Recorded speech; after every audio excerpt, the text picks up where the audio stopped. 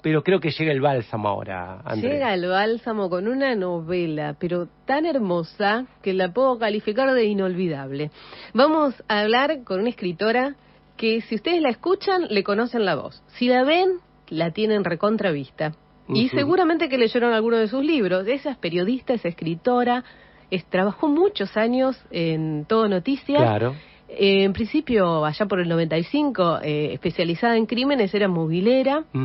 Y bueno, luego ya siguió con un papel más relevante en el canal. Ganó 2 Martín Fierros consecutivos por su labor periodística. Escribió ensayos porque además es feminista.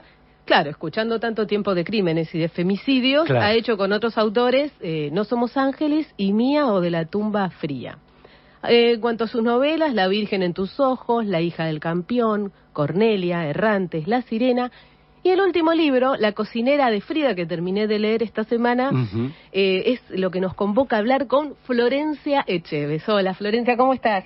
Hola, Germán, Andrea, ¿cómo les va? Un placer hablar con ustedes esta mañana de domingo. Igualmente, gracias por atendernos. No, por favor. Un día que uno se toma para uno, pero bueno. No, pero siempre es lindísimo hablar con colegas, además el programa de ustedes, que siempre es tan respetuoso, tan riguroso, es un placer. Ay, muchas gracias. Bueno, el placer en este caso es mío porque cerré el libro y dije... ¿La leíste? Sí, la leí, la devoré, te voy a decir. ¡Qué lindo! La subrayé. Y lo primero que te tengo que preguntar es esto, como yo iba pensando en la vida de Frida Kahlo, en Diego, en lo que pasó en esos años 40 en los que él era el muralista del momento, casi maestro. Rockstar, podemos decir. Sí, y absolutamente, la definición es perfecta, era un rockstar, exactamente. Y ella era la compañera, pero a la vez también con su personalidad y con su talento. Pero en su momento yo me ponía en la piel y pensaba... Frida Kahlo, ¿se hubiera imaginado que ahora tenemos remeras, tenemos el termo con su imagen, que es un ícono de la cultura mundial? ¿Lo habrá pensado alguna vez? No sé si lo habrá pensado, pero yo creo humildemente, después de todo lo que estudié de ella y todo lo que leí, que le hubiese encantado. Sí. Ella era muy histriónica, le gustaba muchísimo hacerse notar, llamar la atención, le gustaba estar rodeada de gente. Le gustaba que la vieran a ella, ¿no? Te diría hasta un poco más que a su obra. Ella era una obra de arte, su propia obra de arte. Y ella se vestía, se maquillaba, se decoraba, tenía una manera de hablar, de expresarse en un vozarrón muy arriba, muy alto. Ella era un cuadro en sí mismo. A ella le gustaba ser vista, ser halagada. Yo imagino que le divertiría mucho todo lo que sucedió y sigue sucediendo con Frida, que es algo que bueno, tiene que ver un poco con el principio, el germen de la historia. Cuando a mí me proponen esta novela, vos sabés que no es argentina, es una novela mexicana, está en el catálogo de México. Sí, es de Planeta México. Acá se editó como país, digamos, subsidiario, pero en realidad es una novela mexicana. Y lo primero que a mí me dicen mis editores mexicanos cuando me proponen hacer una novela policial que fuera con un personaje universal y que ese personaje era Frida, yo me quedé helada, digo, pero ¿por qué Frida? Entonces me dice, bueno, pero porque Frida es conocida en todo el mundo, porque no es necesario decir Frida Kahlo, vos decís Frida y ya sabemos de quién estamos hablando. Vos ves una corona de flores y las cejas y no tenés que decir nada más para que todo el mundo diga Frida Kahlo. Y mientras mis editores mexicanos me daban esta explicación, en mi cabeza de periodista, viste que hay una pregunta que nosotros siempre tenemos en la cabeza, que es ¿por qué? ¿Por qué? ¿Por qué? Como los chicos, los periodistas somos como niños que nunca crecimos y seguimos preguntando ¿por qué? Sí. ¿Por qué? ¿Por qué? ¿Por qué? Y yo dije, bueno, a ver, hay un punto en esto, estas cosas que uno sabe pero que nunca se pone a pensar, ¿no? Yo decía, bueno, a ver, pintoras hay muchísimas, pero ninguna con la trascendencia de Frida. Mujeres que han sufrido por amor y que han sido bravas en la historia, hay muchísimas, pero ninguna es Frida. Digo, todas nosotras hemos llorado por amor, hemos sufrido, hemos sido trágicas y no somos Frida Kahlo. ¿Qué es lo que tiene Frida Kahlo? Y esa fue, digamos, como mi motivación, el querer responderme a mí misma, ¿por qué ella y no otra? Y después de trabajarla en México, yo esta novela la escribí en México y la trabajé allá, una de las respuestas que yo encontré es que creo que nos encontramos con una mujer del futuro. Creo que Frida Kahlo no solamente fue una mujer del futuro para su época, sino que si hoy Frida Kahlo viviera, también sería una adelantada. Estamos hablando de una mujer con una libertad sexual, por ejemplo, insólita para la época, y te diría, hoy por hoy, sería insólita también. Cuando acá hablamos, vieron del poliamor, bueno, Frida Kahlo eso ya lo tenía, pero caminado, y no le importaba absolutamente nada de lo que pudiera decir nadie, nada, pero absolutamente nada. Estamos hablando de 1930, 1940, México, ¿ah? Sí, México, el entorno claro. es importante. Bueno, entonces, claro, un contexto. Y además, una mujer con una libertad y con una aceptación del cuerpo, el cuerpo concebido como un espacio, como un territorio de dolor, pero también como un territorio de placer. Ella es una mujer, bueno, todos sabemos que de pequeñita tuvo polio, ella era renga antes del accidente. Sí, vos sabés tuvo que polio. eso no sabía yo tanto, sabía Sí. todo el accidente y de sus Yo dolores, tampoco lo pero sabía, del te polio, digo ¿no? que, bueno, ella tuvo polio de chiquita y le quedó una piernita, la pata flaca, como decía ella, una pierna más delgada que la otra, y eso hacía que ella fuera renga. Ella usaba un zapato en un pie con más taco que el otro para equilibrar. Después el accidente, por lo que su cuerpo estaba lleno de, entre comillas, imperfecciones, ¿no? Y lleno de cicatrices muy tremendas de las operaciones de su accidente, sus operaciones de columna.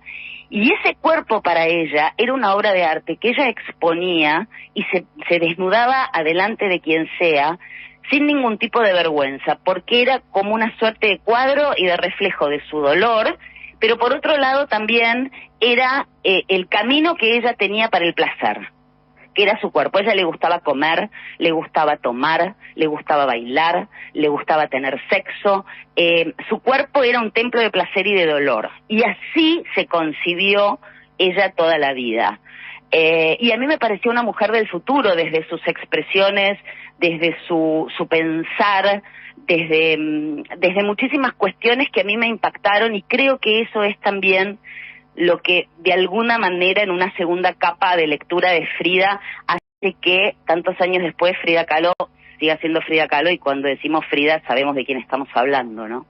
Sí, además, Nayeli, que es el personaje que vos creaste, inventado, tiene una figura al lado que, como vos decís, es fabulosa, mágica, totalmente... es muy fuerte el personaje de Frida con un personaje inventado que también, te quiero decir, me pareció fuerte, misterioso, adorable en un punto.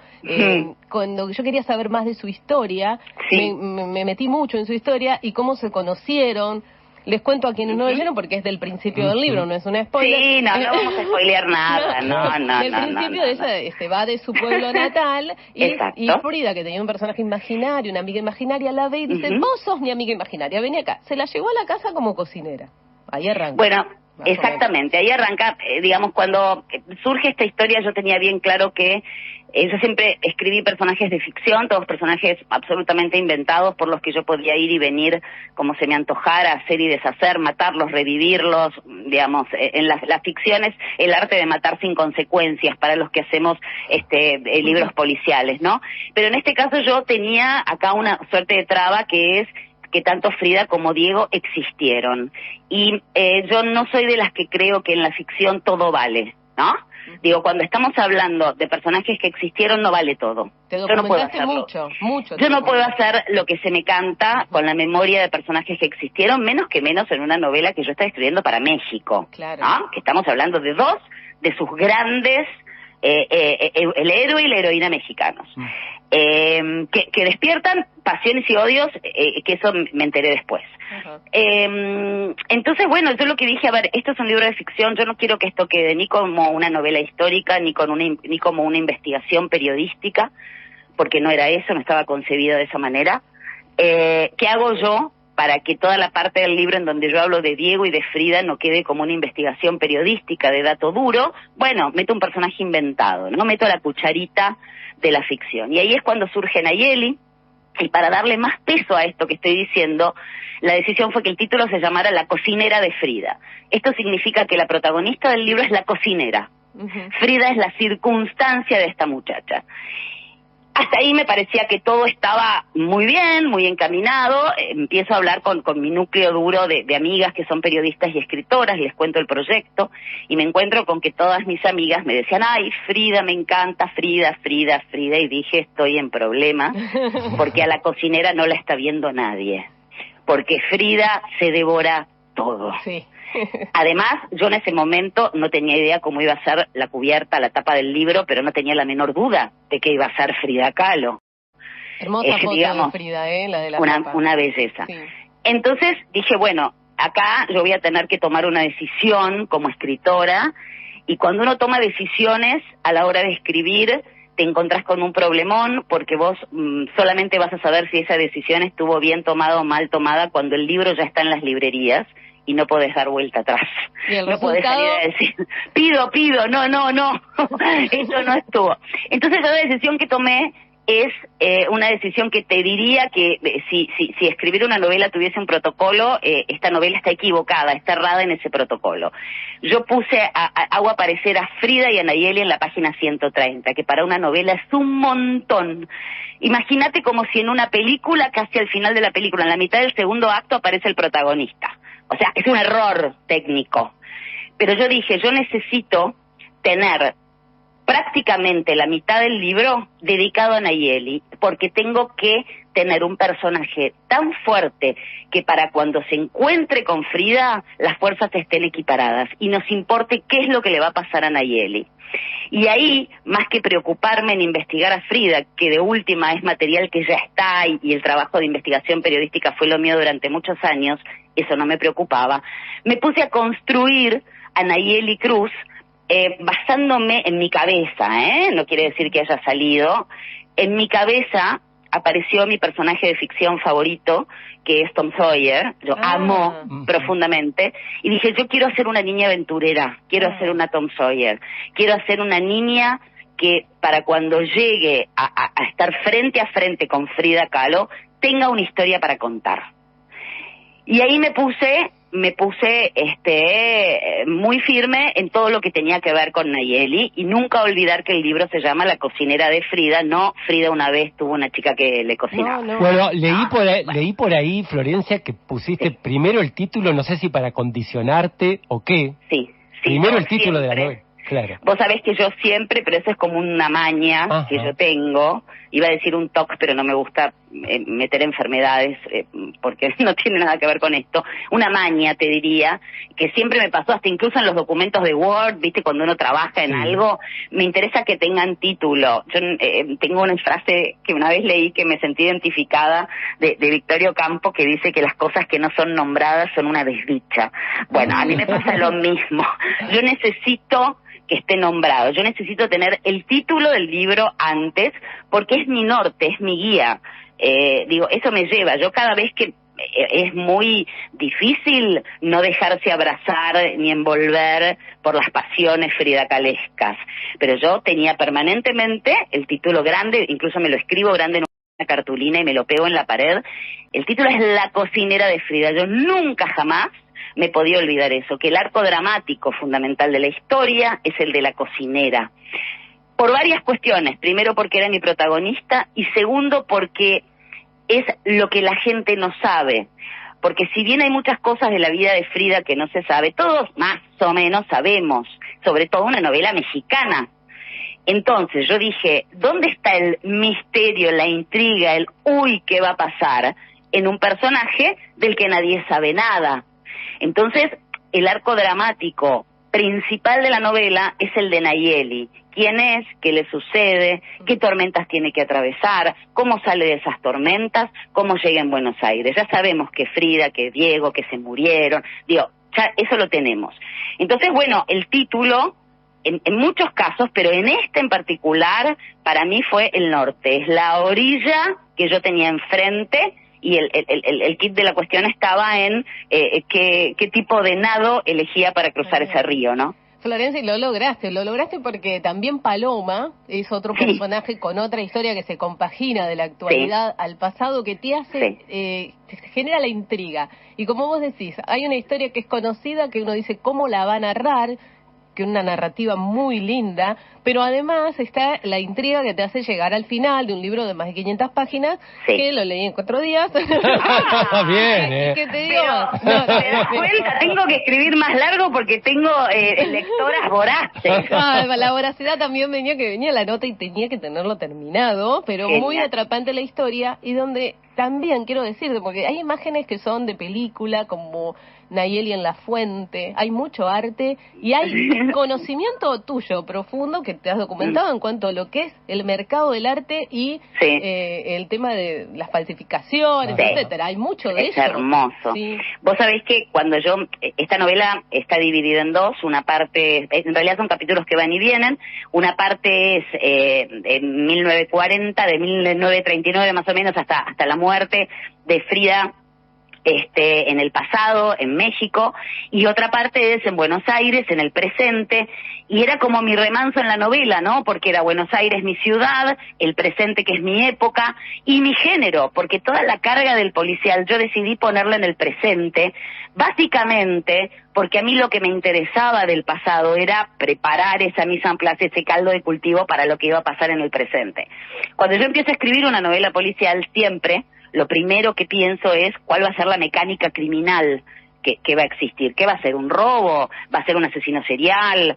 ¿Va a ser un crimen de género? Bueno, la cantidad del abanico de mecánicas criminales. Y la verdad que en este caso medio que la mecánica criminal caía de maduro, ¿no? Porque al ser dos partes tan distintas en época y en territorio, lo que yo necesitaba era cuestiones que aunaran estas dos partes, que hubieran nexos, porque si no son dos novelas distintas. Claro. Entonces, bueno, el tráfico de arte me parecía fabulosa, y una de las, yo lo tenía medio en la cabeza, pero una de las frases que a mí me llamó la atención, que escuché conversando con gente de museos y especialistas en arte, es que hay muchos más cuadros de Frida Kahlo en el mundo de los que Frida Kahlo pintó. Y ahí yo dije, wow, dije, wow, es por acá. Y ahí me empecé, bueno, a meter bastante, a investigar en paralelo que investigaba México, a investigar un poco el universo de los falsarios, de los museos, de cómo se sabe cuando aparece un cuadro si ese cuadro efectivamente fue pintado por ese pintor o esa pintora, o es trucho. Lo difícil que es saberlo, los análisis que se hacen de la tinta, del lienzo, ¿no? Si efectivamente son de época o no, porque a veces por los trazos no es tan fácil, ¿no? Porque los falsarios son artistas también. Claro. Porque acá hay algo que es fabuloso y que tiene mucho que ver con la verdad, con la mentira, y es algo que a mí me fascina, y que tiene que ver con esto de, uno dice, bueno, voy a falsificar un Picasso. No cualquiera puede falsificar un Picasso. Yo quiero falsificar un Picasso, no me va a salir. Falsificar no es copiar. No. Falsificar es otra cosa. Hay falsificadores, ¿no? Especialistas. Y digo, claro, y para llegar a que esa obra se confunda, no ante el ojo de cualquiera de nosotros, ante el ojo experto, eso tiene que estar hecho por mano de un artista que tiene, te diría, la misma capacidad que el autor original. Entonces, los falsarios, ¿son o no son artistas? ¿Esa obra es verdad o es mentira? Y en ese contexto de preguntas me parecía que era muy lindo, muy lindo, elegir esa mecánica criminal e inventar un cuadro disruptivo que, si llegara a aparecer hoy, sería tal vez uno de los hallazgos más potentes de la historia del arte contemporáneo, que sería un cuadro pintado por Diego y por Frida al mismo tiempo. No tendría ni evaluación. Entonces, bueno, ahí sí yo dejé a la ficción hacer lo suyo. Pero bueno, en la parte del pasado, todas las cuestiones que aparecen de Frida, de Diego, existieron, son reales, están documentadas. Lo único que yo hice fue que Nayeli estuviera metidita ahí en el medio, ¿no? Te iba a preguntar, en cuanto a lo documentado, ese trato cotidiano, ¿cuánto hay de verdad, cuánto de imaginación en esas referencias a mi niño elefante, gordo dragón? sapo todo del verdad. mundo, como le nombro, todo verdad, Sapo, me divertía sapo. mucho el sapo. Todo verdad, todo absolutamente verdad. Lo que tienen Diego y Frida es que, si bien son del pasado, es un pasado bastante contemporáneo, en el que ya existían fotos, existían videos, existían publicaciones. Ellos eran muy famosos. Ellos no eran NN en Coyoacán en esa época. Él era el maestro Diego Rivera, pintor de palacios. Ella era, al principio, la mujer de Diego Rivera, y Diego fue el que plantó en el mundo del arte, tanto en México como en Estados Unidos como en Europa. No, señores, decía Diego, la artista es ella es la artista. Él fue el que le puso el mote, ¿no? El que le dio la bendición, lejos de lo que todo el mundo cree, que un señor que la opacaba. No, lejos de eso. Él tenía una devoción con ella, una devoción, era una dependencia total. Y eran muy conocidos, eran rockstars, como vos bien decías. Ellos caminaban por Coyoacán, que es ahora Ciudad de México, antes el Distrito Federal, como en las afueras. A ver, si yo tuviese que hacer un paralelismo más o menos, es como, no sé, el centro de la Ciudad de Buenos Aires y Pilar, ponele, ¿no? Ellos eran muy conocidos, muy famosos. La gente de Alcurnia, de Coyoacán, quería tener un retrato de sus madres o de sus mujeres pintadas por el maestro Diego Rivera.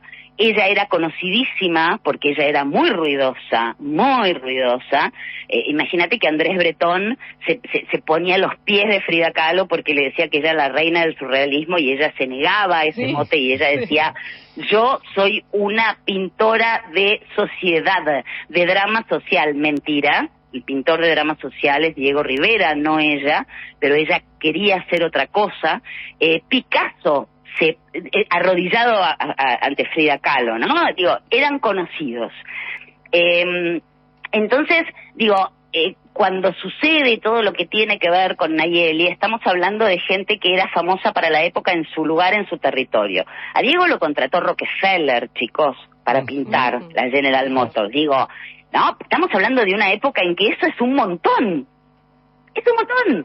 Lo subían a un avión y lo llevaban a Estados Unidos, y ella viajaba con él. Entonces, hay muchísimo material de ellos, y hay mucha biografía que cuenta con documentos escritos por ellos, diarios de Frida Kahlo, las cartas, toda la correspondencia es clave. A mí me sirvió mucho las cartas a su madre, a sus hermanas, a sus amigas, me sirvió mucho para poder enganchar el tono de Frida. Y Frida era una gran contadora de historias, en donde contaba escenas cotidianas, que son escenas que yo usé en el libro. Y en las cartas, cuando ella le escribe a la madre, ¿no?, y hace referencia a Diego, siempre lo nombra de esa manera. Los mexicanos tienen como el don del apodo, ¿viste? El don del mote, del apodo, y ella lo tenía exacerbadísimo, y se lo decía en chiste, y a él le encantaba todo eso. Él le decía mi paloma, y ella le decía mi gordo sapo. ¿Cómo voy a estar enamorada de este gordo sapo? Porque ella era hermosa, y él físicamente tal vez no era un galán de Hollywood. Pero morían por él, las mujeres pero por favor, Andrea, yo cuando terminé de investigar a Diego, porque yo empecé primero con Diego, quería entrar a Frida desde la mirada de Diego, y yo miraba la foto de Frida y le digo, ¿cómo te entiendo, hermana? Mira. A ver, chicos, María Félix cayó rendida a los pies de Diego Rivera. María Félix es la novia de México, la mujer más bella inventada jamás. Bella a nivel, no sé, Sofía Loren, ¿entendés? Claro, Rita Hayworth, una cosa, googleen María Félix y se caen. Bueno, muerte de amor por Diego Rivera, caída de rodillas por este señor que era enorme, que tenía los ojos verdes pero saltones, que siempre estaba excedido de peso porque le gustaba mucho comer, que no era muy amigo del baño, siempre estaba manchado de pintura, con los mismos borcegos viejos que no se cambiaba, y así todas las mujeres caían a sus pies. Había algo ahí, una cosa, ¿no?, magnética que el tipo tenía, y que evidentemente Frida sabía, ¿no? Entonces ella le bajaba un poquito el ego. Lógico. Gordo sapo, elefante. Era una táctica. Bueno. Y él bajaba la cabecita, ¿eh? Ojo. Florencia, uno te escucha hablar con tanta pasión. Digo, ¿cómo fue a ver, todo cierra cuando uno te escucha hablar de literatura, ¿no? Y de tu obra, como lo estás haciendo, pero ¿cómo fue traumático el paso, digo, de dejar la televisión en ese momento? Sin duda que hay una formación periodística que te ha servido, ¿no? Esto está claro, esto está clarísimo, pero ¿cómo fue ese proceso? Porque... La verdad que no fue traumático, debo decir. No fue traumático. Yo, vos viste, me escuchás hablar de esto y me notás así como apasionada. Sí. Siempre tuve la suerte, porque eso es suerte, de que desde muy chica todos los trabajos que hice siempre me gustaron y me apasionaron mucho. Soy una bendecida por eso, ¿no? Que uno se apasione por el trabajo que le pone el plato de comida en la mesa es un montón. Siempre yo una apasionada de trabajar en el canal, una apasionada del periodismo, que sigo siendo una apasionada del periodismo. Yo me decís que sos periodista, escritora, bueno, ok, pero me siento periodista. Y en los últimos tiempos me estaba pasando que yo ya esa pasión no la sentía, que todo eso que me movilizaba y esa llama estaba puesta en escribir. Yo empecé a escribir novelas en paralelo que trabajaba en el canal. Y que cuando yo escribía me sentía realmente feliz y que esa felicidad plena que yo sentía trabajando en la tele ya no era la misma. Yo siempre hago como una descripción como para ayudarme a explicar. Viste cuando estás casado durante un montón de tiempo y que vos querés mucho a tu marido, que no es que lo dejaste de querer, no te hizo nada, pero que ya no sentís lo mismo. Bueno, exactamente eso.